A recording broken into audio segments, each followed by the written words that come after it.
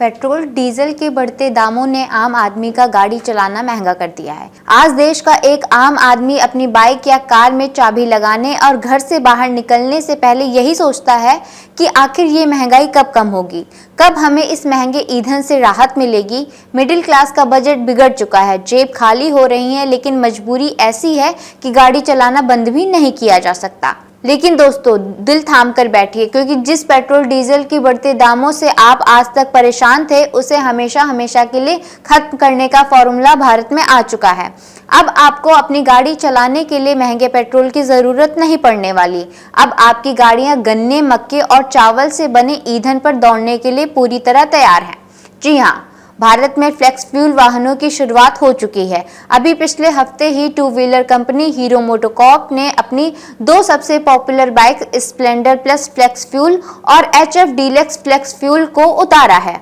और इसके ठीक एक दिन बाद मारुति सुजुकी ने भी अपनी सबसे ज्यादा बिकने वाली car wagon R flex fuel को बाजार में उतार दिया है। इसी के साथ ही मारुति देश की पहली ऐसी भारतीय कंपनी बन गई है जिसने फ्लेक्स फ्यूल पैसेंजर कार पेश की है। पर आखिर ये फ्लेक्स फ्यूल तकनीकी क्या होती है, ये हमारी जेब का खर्च कैसे बचाएगी और सरकार नए इस ईंधन को इतना बढ़ावा क्यों दे रही है, आइए जानते हैं इस वीडियो में विस्तार से। सबसे पहले इस बुनियादी सवाल का जवाब जानते हैं कि ये फ्लेक्स फ्यूल वाहन यानी FFV क्या होता है। इसे बहुत ही आसान शब्दों में समझें तो फ्लेक्स फ्यूल वाहन एक ऐसी गाड़ी है जिसके इंजन को इस तरह डिजाइन किया जाता है कि वो सिर्फ पेट्रोल पर ही नहीं बल्कि एथेनॉल या फिर पेट्रोल और एथेनॉल के किसी भी मिश्रण पर आसानी से चल सके।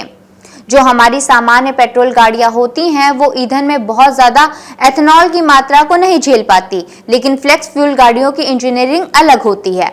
इसे समझने के लिए हमें कुछ कोडवर्ड्स को जानना जरूरी होगा। E20 ईंधन, इसमें 20% एथेनॉल और 80% पेट्रोल होता है। E85 ईंधन, इसमें 85% तक एथेनॉल होता है और मात्र 15% पेट्रोल होता है। E100 ईंधन में लगभग 100% शुद्ध एथेनॉल ही होता है। आज भारत में बिकने वाली ज्यादातर नई कारें और बाइक E20 ईंधन को सपोर्ट करती हैं, लेकिन ये जो नई गाड़ियां आई हैं इन्हें खास तौर से इस तरह बनाया गया है कि ये भविष्य में आने वाली E85 और E100 जैसे उच्च एथेनॉल ब्लेंड पर भी काम कर सके और पूरी सुरक्षा से दौड़ सके। कंपनियां इसके लिए इंजन में एथेनॉल प्रतिरोधी fuel lines, modified fuel pump, special injectors और रिकैलिब्रेटर्स ECU का इस्तेमाल करती है। गाड़ी में लगे स्मार्ट सेंसर्स तुरंत पहचान लेते हैं कि फ्यूल टैंक में एथेनॉल की मात्रा कितनी है और इंजन खुद ब खुद अपनी परफॉर्मेंस को उसी हिसाब से सेट कर लेता है। अब बात करते हैं कि ये एथेनॉल ब्लेंडिंग क्या है और इससे देश का क्या फायदा होने वाला है। एथेनॉल एक तरह से बायोफ्यूल यानी कि जैव ईंधन है जो मुख्य रूप से गन्ने, मक्के या खराब हुए अनाज या चावल से बनाया जाता है। चूंकि ये पूरी तरह से हमारे अपने देश में हमारे किसानों की मदद से उत्पादित होता है, इसलिए भारत के लिए एक गेम चेंजर साबित हो सकता है। आपको ये जानकर हैरानी होगी कि भारत अपने कच्चे तेल की जरूरतों का 85% से अधिक हिस्सा दूसरे देशों से खरीदता है। यानी हमारी गाड़ियां चलाने के लिए देश का अरबों खरबों रुपया विदेशों में चला जाता है। इसी निर्भरता को खत्म करने के लिए सरकार ने पेट्रोल में एथेनॉल मिलाना शुरू कर दिया है। सरकार ने बहुत छोटे स्तर से इसकी शुरुआत की थी, लेकिन अब भारत ने आधिकारिक रूप से 20% एथेनॉल ब्लेंडिंग का ऐतिहासिक लक्ष्य हासिल कर लिया है, और वो भी अपने तय समय से पहले। साल 2026 यानी कि इसी साल 1 अप्रैल 2026 से पूरे भारत में E20 पेट्रोल को एक मानक ईंधन बना दिया गया है। यानी आज आप और हम जो पेट्रोल पंप से तेल डलवा रहे हैं इसमें 20% एथेनॉल पहले से ही मिला हुआ है। लेकिन अब अगला कदम E85 और E100 ईंधन की तरफ बढ़ना है, जहां फ्लेक्स फ्यूल वाहन सबसे महत्वपूर्ण भूमिका निभाने के लिए तैयार हैं। अब सवाल ये है कि सरकार इस मिशन को लेकर इतनी आक्रामक क्यों है, क्यों इतनी तेजी से फ्लेक्स फ्यूल को बढ़ावा दिया जा रहा है और इसके पीछे 3 सबसे बड़े और मुख्य कारण क्या है। पहला, तेल आयात का बोझ कम करना। जब गाड़ियां देश में बने एथेनॉल पर चलेंगी तो विदेशों से कच्चा तेल कम खरीदना पड़ेगा, इससे देश का पैसा देश में ही रहेगा। दूसरा, प्रदूषण से मुक्ति। एथेनॉल पेट्रोल के मुकाबले कहीं ज्यादा साफ और शुद्ध तरीके से जलता है। इससे गाड़ियों से निकलने वाला जहरीला धुआं बहुत कम हो जाता है, जिससे हमें और हमारी आने वाली पीढ़ियों को साफ हवा मिल सकेगी। तीसरा है किसानों का विकास। एथेनॉल उत्पादन बढ़ने से गन्ना, मक्का और कृषि अवशेषों की मांग बढ़ेगी। इसका सीधा मतलब है कि जो पैसा पहले विदेशी तेल कंपनियों को जाता था, अब वही सीधे हमारे देश के अन्नदाता यानी कि किसानों की जेब में जाएगा।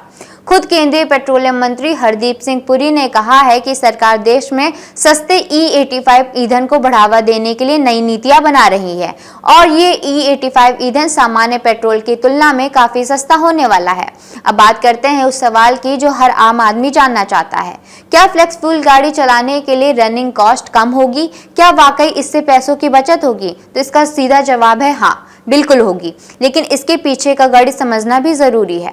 अगर सरकार अपने वादे के मुताबिक E85 ईंधन की कीमत पेट्रोल से कम रखती है तो निश्चित रूप से आपका महीने का ईंधन का बिल बहुत कम हो जाएगा।